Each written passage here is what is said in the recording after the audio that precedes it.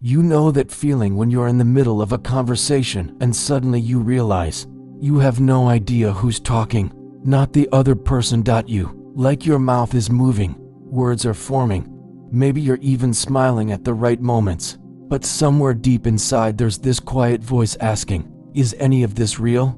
Is this actually me? Most people spend their entire lives answering that question with a performance, not because they're dishonest, not because they're trying to deceive anyone, but because at some point, probably so early you don't even remember when, you learned that being yourself wasn't quite enough, that the real you, the one who felt too much or wanted strange things or saw the world a little differently, that version needed to be edited, softened, reshaped into something more acceptable. And so you built a mask, not all at once, piece by piece, a smile that wasn't quite yours, a laugh that sounded right even when nothing was funny, opinions that fit the room, dreams that made sense to other people. You became fluent in a language that wasn't native to you, the language of who you thought you should be, and somewhere along the way you started to forget the sound of your own voice.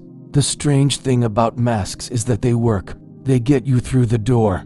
They make you likable, acceptable, safe. People respond to the version of you that you've carefully constructed, and that response feels like proof that you made the right choice, that this is how it has to be. But there's a cost to that proof, isn't there? A heaviness that sits in your chest when you're alone, a creeping sense that you're living someone else's life in your own body. You start to notice it in small moments, when someone compliments you and you feel nothing, because they're complimenting the performance, not the person.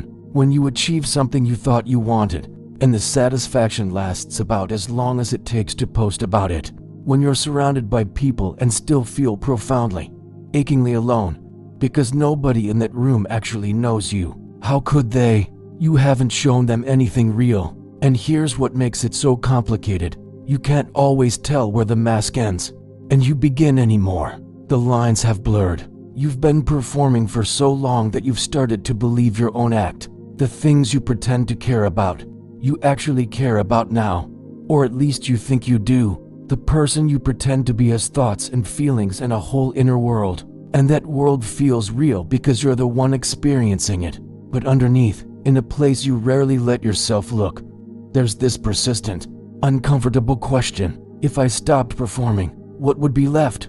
That question terrifies most people so much they never ask it.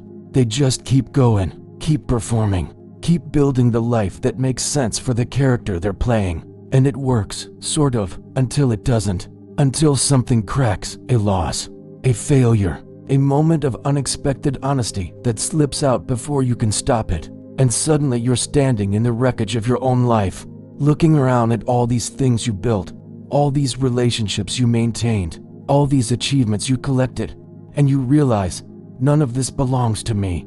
Carl Rogers, one of the most quietly revolutionary thinkers in psychology, spent his life studying this exact fracture, not the dramatic breakdowns, but the quiet disconnection that happens when a person loses touch with their own experience. He noticed something that seems almost obvious once you see it. People don't struggle because they're broken or defective.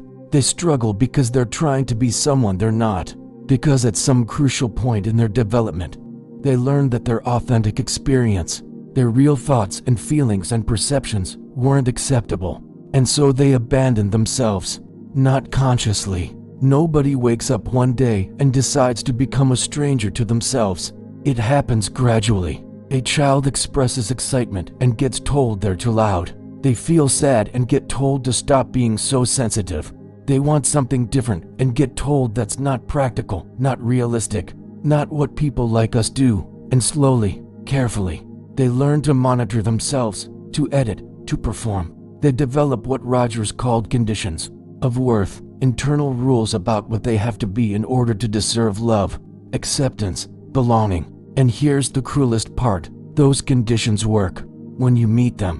When you successfully perform the version of yourself that others approve of, you do get something that looks like love, feels like acceptance. And so you keep doing it. You keep meeting those conditions, keep performing, keep earning your worth. But that worth never quite settles into your bones, does it? Because deep down, in a place you can barely admit to yourself. You know the truth. They don't love you. They love what you're pretending to be. This is where most people get stuck, in this strange liminal space between the person they are and the person they're performing. And the longer you stay there, the more exhausting it becomes, because performing is hard work. It requires constant vigilance. You have to monitor every word, every expression, every impulse. You have to stay one step ahead of your own authenticity, catching it before it slips out and ruins everything. And that vigilance, that constant self-monitoring, it drains something essential from you. It drains the energy that should be going toward actually living. You start to notice that other people seem lighter somehow, more present, like they're actually inhabiting their lives instead of just managing them. And you wonder what they know that you don't, what secret they've figured out. But it's not a secret. It's just that they haven't abandoned themselves. Or maybe they did, for a while, and then they found their way back. If you've felt any of this, if these words are landing somewhere uncomfortable inside you, maybe take a moment to let that discomfort exist. This isn't easy territory to explore, and if you want to keep exploring it, if you want to stay with these questions instead of running back to the safety of your performance, consider subscribing to this channel. Not because I have answers, but because these are questions worth sitting with, questions worth returning to. And sometimes it helps to know you're not sitting with them alone. The return to yourself, the movement toward authenticity, it doesn't happen through effort or willpower or some grand dramatic gesture. It happens through something much quieter, through paying attention, through slowly, carefully learning to trust your own experience again. Rogers called this the actualizing tendency. This innate drive in every person toward growth, toward wholeness, toward becoming more fully themselves. It's not something you have to create or force. It's already there. It's been there all along. You've just learned to ignore it, to override it, to replace it with what you think you should want instead of what you actually want, and learning to trust it again, learning to trust yourself again. That requires a kind of courage most people don't talk about.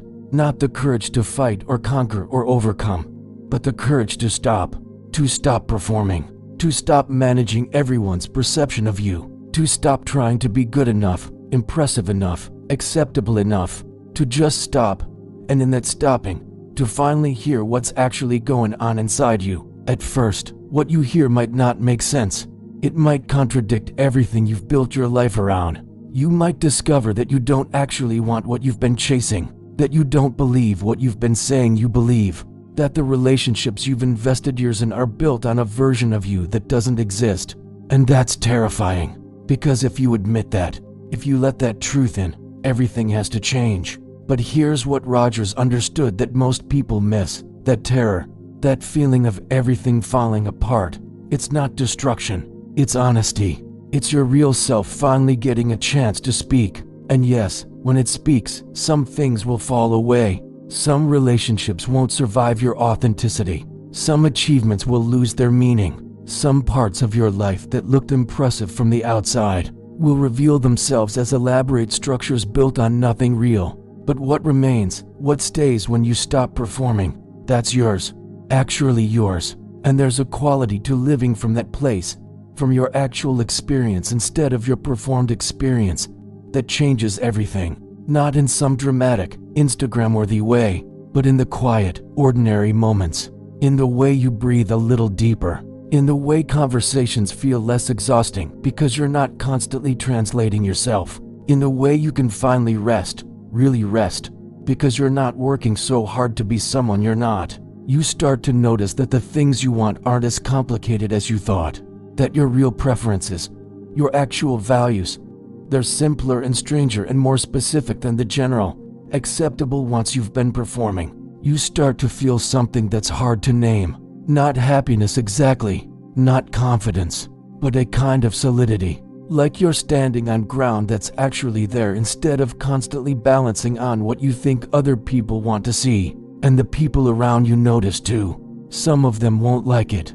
They'll miss the version of you that made their lives easier, that asked for less, that didn't challenge them with your realness. Those people will drift away, and you'll let them, because you finally understand that their presence in your life was conditional. conditional on you staying small, staying safe, staying performed. But others will move closer. Real people. People who were waiting for you to stop pretending so they could stop pretending too. And those relationships, the ones built on mutual recognition instead of mutual performance, they feel different. Lighter and heavier at the same time. Lighter because you don't have to work so hard. Heavier because they actually matter. This process, this slow return to yourself, it's not a what-time thing. It's not something you do and then you're done. It's more like a practice, a constant choosing. In every moment, in every interaction, you have a choice, perform or be present. And most of the time, you'll probably still choose to perform because it's familiar, because it's safe, because being real, being present in your own life, it's vulnerable in a way that never quite gets comfortable. It asks you to tolerate uncertainty. It asks you to risk being misunderstood. It asks you to give up the illusion of control that performance often provides. But the more you choose presence, even just occasionally, even just in small, private moments when nobody's watching, the more you remember what it feels like to be yourself. And that feeling, once you've tasted it, becomes impossible to fully abandon again. It becomes a reference point, a quiet inner compass, a way of knowing when you've drifted back into performance. And slowly, gradually, you drift less, you perform less, you show up more. You begin to notice the subtle tension in your body when you're pretending, the slight dissonance in your voice when you're saying what you think you should say, instead of what you actually feel. Awareness grows, and with awareness, choice grows. Rogers believed that every person, when given the right conditions, moves naturally toward this kind of congruence, toward alignment between their inner experience and their outer expression, toward authenticity. Not because it's noble or impressive or psychologically healthy, although it is all those things, but because it's a relief, because living in performance, living disconnected from your own experience, it's exhausting in a way that eventually becomes unbearable. There's a quiet fatigue that builds when you constantly monitor yourself, edit yourself, adjust yourself to fit the room, and the relief of finally putting that burden down, of finally letting yourself be seen as you actually are. It's worth whatever you have to lose to get there. The breath deepens, the shoulders soften, something inside you unclenches. If this is touching something in you, if you're feeling that particular discomfort that comes from being seen a little too clearly, I want to ask you something. Leave a comment, not some polished, impressive thought, just whatever's real right now. What does this bring up for you? Where do you feel the mask most heavily in your own life? Is it at work? With your family? In your closest relationships? And if you found something valuable here, something worth keeping, hit the like button, not for the algorithm, although that helps too, but as a way of marking this moment, of saying, this mattered, I was here, I paid attention, I didn't scroll past my own reflection. The question isn't whether you'll ever be completely authentic, completely free of performance. You won't. None of us will. We're social creatures. We adapt. We navigate complex relationships and social structures that require some level of adaptation, some level of code switching. That's not an authenticity. That's just being human. There is wisdom in knowing when to soften your edges, when to translate yourself for different contexts. The problem isn't adaptation. The problem is abandonment. The question is, can you find yourself underneath all that adaptation? Can you touch base with your experience, your real thoughts and feelings and perceptions, even when you're choosing not to express them fully? Can you maintain some thread of connection to who you are, even while navigating a world that constantly asks you to be someone else? Can you say, internally, this is what I feel, even if you decide not to voice it out loud? That quiet inner honesty changes everything, because that's what authenticity really is, not some pure, unfiltered expression of every impulse and feeling, but a maintained connection, a living relationship with your own inner experience, a refusal to abandon yourself completely, even when abandoning yourself would be easier, safer, more acceptable. It's checking in with yourself before you check in with the room. It's asking, what is true for me right now? Before asking, what will keep everyone comfortable? And here's what nobody tells you about that kind of authenticity. It makes you less interesting to some people and more interesting to others. The people who need you to perform, who need you to be consistent and predictable and easily categorized, they'll lose interest. They'll drift away or actively reject you. And that will hurt. Not because you needed their approval, although you probably thought you did, but because losing people, even people who only loved your performance, it still feels like loss. There is grief in realizing that some connections were built on who you pretended to be, but the people who can meet you in your realness, who don't need you to be anything other than what you are, those people become possible. Relationships that were never available to your performed self suddenly open up, not because you're trying to create them, but because you're finally visible, actually visible. And some people, the right people, they see you and they move toward that, toward your realness, toward the specific, strange, perfectly imperfect person you actually are. And with them, you don't feel the need to rehearse. You don't feel the need to impress. You feel the rare and steady comfort of being received. This is the paradox Rogers kept pointing to. The more you try to be what others want, the more alone you become. And the more you risk being yourself, the more connection becomes possible. Real connection. The kind that doesn't require constant maintenance and performance and vigilance. The kind that lets you rest.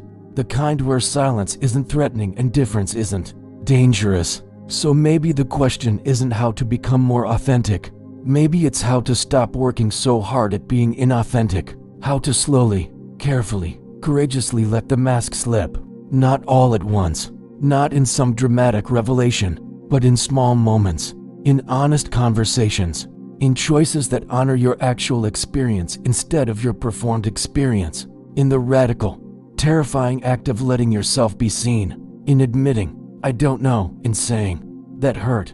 In allowing joy without minimizing it. And maybe, just maybe, in letting yourself be seen, you finally see yourself too. Not the curated version. Not the highlight reel. Not the person you think you should be, but the person you are. Strange and flawed and inconsistent and absolutely, undeniably real. And maybe that person, the real one, maybe they're worth knowing. Maybe they've been worth knowing all along. You were just too busy pretending to notice. Too busy surviving in roles that once protected you, but no longer fit. The mask falls when you stop holding it up. Not because you figured everything out. Not because you're suddenly brave or healed or whole enough, but because your arms get tired. Because the performance becomes more painful than the vulnerability. Because something in you, something essential and true, refuses to stay hidden. And when it falls, when you finally let it fall, you don't disappear. You don't fall apart. You don't become less. You don't lose your place in the world. You just become visible. Finally, terrifyingly, beautifully visible. And that visibility, that realness, that's not the end. It's the beginning. The beginning of a life that's yours. The beginning of relationships that actually touch you. The beginning of days you're present for instead of just managing. The beginning of becoming yourself. And from that grounded, honest center, you don't have to try so hard anymore. You don't have to remember who you're supposed to be. You simply are.